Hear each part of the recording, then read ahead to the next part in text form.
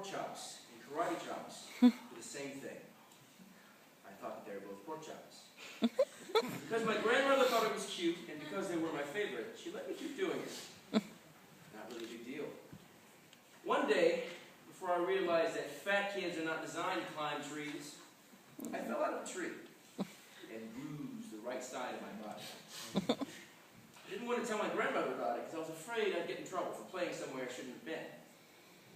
A few days later, the gym teacher noticed the bruise, and I got sent to the principal's office.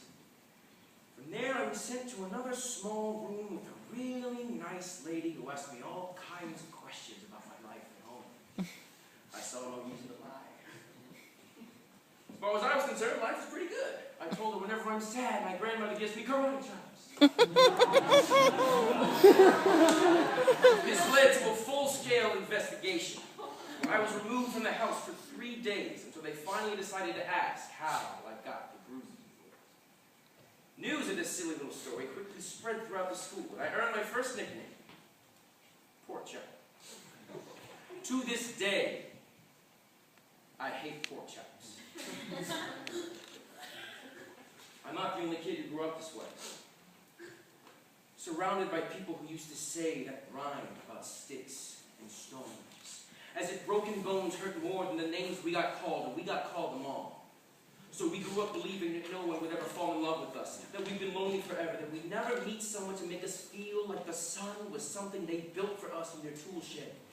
So broken heartstrings bled the blues as we tried to empty ourselves, so we would feel nothing. Don't tell me that hurts less than a broken bone. That an ingrown life is something the surgeons can cut away, that there's no way for it to metastasize. It does. She was 8 years old. First day of grade 3 when she got called ugly. We both got moved to the back of the class so we would stop getting bombarded by spitballs, but the school halls were a battleground where we found ourselves outnumbered day after wretched day. We used to stay inside for recess because outside was worse. Outside we'd have to rehearse running away or learn to stay still like statues, giving no clues that we were there. In grade 5, they taped a sign to the front of her desk that read, "Beware of dog." To this day, despite a loving husband, she doesn't think that she's beautiful because of a birthmark that takes up a little less than half of her face. Kids used to say she looks like a wrong answer that someone tried to erase but couldn't quite get the job done. And they'll never understand that she's raising 2 kids whose definition of beauty begins with the word mom. Because they see her heart before they see her skin, that she's only ever always been amazing. He was a broken branch, grafted onto a different family tree. Adopted. But not because his parents opted for a different destiny.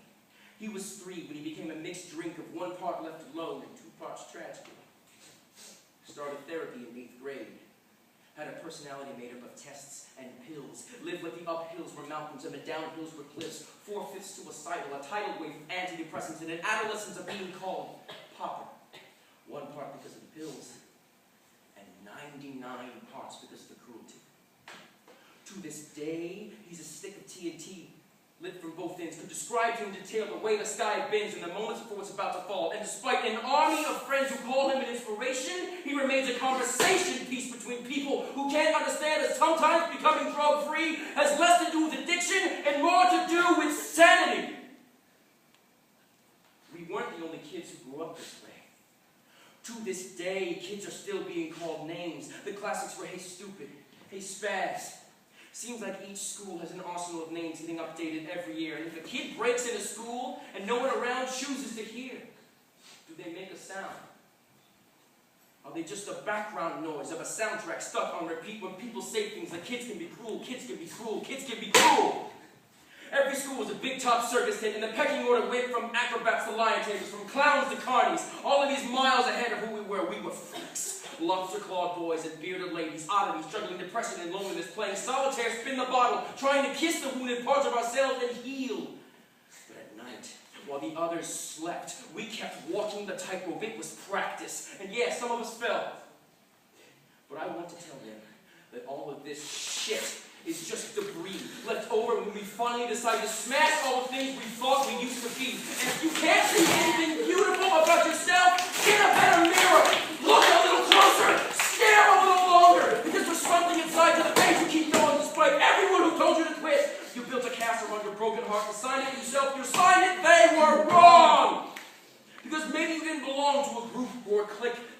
I didn't pick you last for basketball or everything. Maybe you used to bring bruises and broken teeth to show and tell, but never told. Because how can you hold your ground if everyone around you wants to bury you beneath it? You have to believe that they were wrong. They have to be wrong. Why else would we still be here? We grew up learning to cheer on the underdog because we see ourselves in them. We stem from a root planted in the belief that we are not what we were called. We are not abandoned cars, sold out, sitting empty on a highway. And if in some way we are, don't worry. We only got out to walk and get gas. We are graduating members from the class of fuck off, we made it. Not the fading echoes of voices crying out names will never hurt me. Of course they did. But our lives will only, ever, always continue to be about